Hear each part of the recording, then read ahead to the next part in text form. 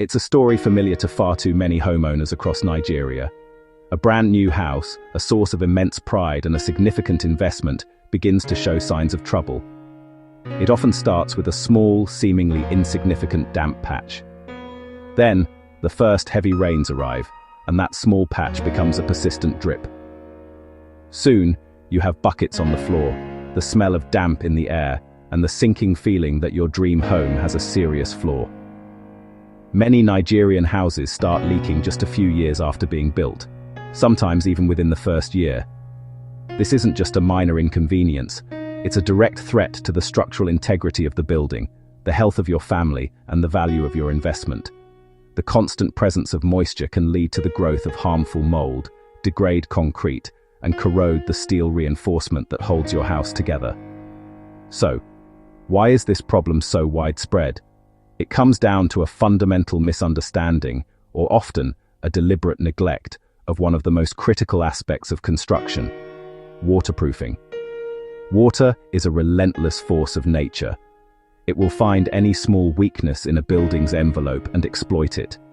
It can travel sideways, upwards against gravity through a process called capillary action, and build up immense hydrostatic pressure against foundations and basement walls. The entry points are numerous.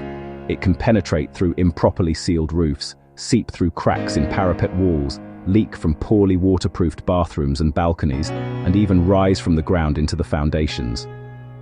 Every joint, every corner, and every penetration for pipes or wiring is a potential gateway for water if not detailed correctly. Understanding these pathways is the first step towards building a durable, dry, and healthy home. Let's start at the top, the roof. It's the building's primary shield against the elements. In Nigeria, we commonly see two types: flat roofs and pitched roofs. Flat roofs, popular for their modern aesthetic and usable space, are notoriously prone to leaks if not executed perfectly. The term flat is a misnomer. They must have a slight, carefully calculated slope, a screed to fall, to direct water towards drainage outlets. Without this slope, water will pond, creating stagnant pools that will eventually find a way through the concrete. The most critical element is the waterproof membrane. This is an impermeable layer applied over the structural slab. Most builders ignore proper waterproof membranes, often believing that the concrete itself is waterproof. It is not. Concrete is porous and will absorb water over time. A high-quality membrane, whether a torch-applied bitumen sheet or a modern liquid-applied system, is non-negotiable. For pitched roofs, the primary defense is the roof covering, like tiles or metal sheets. However, the secondary and equally important defense is the underlay, a waterproof sheet installed beneath the tiles. This catches any water that gets driven by wind under the main covering. Furthermore, areas where the roof meets a wall, a chimney, or a vent must be sealed with flashing. This is typically a thin piece of metal that directs water away from the joint, preventing it from becoming a weak point. Finally, gutters must be correctly sized and installed to carry the immense volume of water from a tropical downpour away from the building's walls and foundations. Now, let's move inside to the wet areas: bathrooms, kitchens, and laundry rooms. The danger here comes from daily use: showers, washing, and minor spills. Bathrooms without waterproofing are a guaranteed recipe for disaster, causing damp patches, peeling paint, and structural damage to the walls and ceilings downstairs. The solution is a process called tanking. This involves creating a fully waterproof box or tank within the room by applying a continuous membrane across the floor and up the walls, especially in the shower area. Special attention must be paid to the corners and junctions between the floor and walls, which are the most common points of failure. These should be reinforced with a flexible band embedded within the membrane. Equally important is sealing around penetrations, the points where water pipes and waste outlets pass through the floor and walls. A flexible sealant or a purpose-made collar should be used to ensure these areas remain watertight, even with slight movements in the pipes. The floor drain itself must be integrated correctly, with the membrane clamping securely into a special flange on the drain assembly. Only after this entire system is in place and has been tested should tiling begin. Parapets, balconies, and terraces are other major sources of water ingress. Parapet walls, the low walls at the edge of a roof or balcony, are completely exposed to sun and rain. The constant cycle of heating during the day and cooling at night causes them to expand and contract, leading to cracks. These cracks on parapets act like funnels, allowing rain to get directly into the wall and the roof slab below. A simple, effective solution is to protect the top of the parapet with a waterproof coping, often made of metal or precast concrete, which overhangs the wall and sheds water away. Balconies and terraces function like small, suspended flat roofs and must be treated with the same rigor. They require a proper waterproof membrane, a screed laid to a fall, and a proper drainage outlet. A crucial but often overlooked detail is the drip edge, a small groove or profile on the underside of the balcony slab's edge. This simple feature stops water from clinging to the underside and running back towards the building's wall, preventing those ugly, dark stains you so often see. To achieve all this, we need the right materials. There's a wide range available, each with its pros and cons. Torch-on bitumen membranes are a classic choice.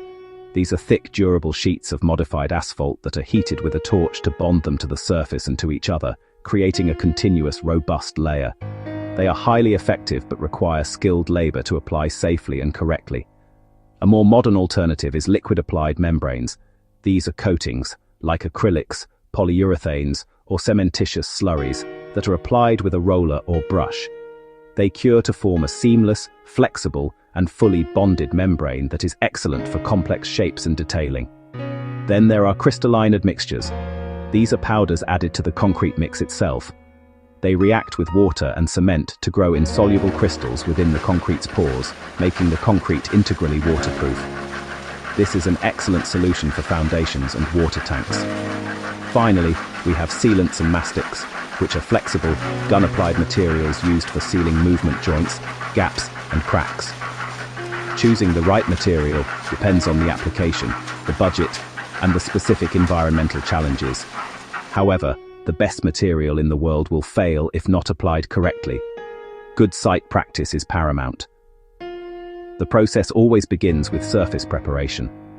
The substrate, the concrete surface, must be clean, sound, and free of dust, oil, and loose particles. Any existing cracks must be repaired. Most systems then require a primer, a thin liquid coat that seals the porous concrete and ensures the main membrane will adhere properly. The membrane must be applied at the correct thickness, as specified by the manufacturer. Too thin and it won't perform. Curing is also vital. The membrane needs time to dry and gain its full strength before it can be exposed to traffic or have tiles laid over it.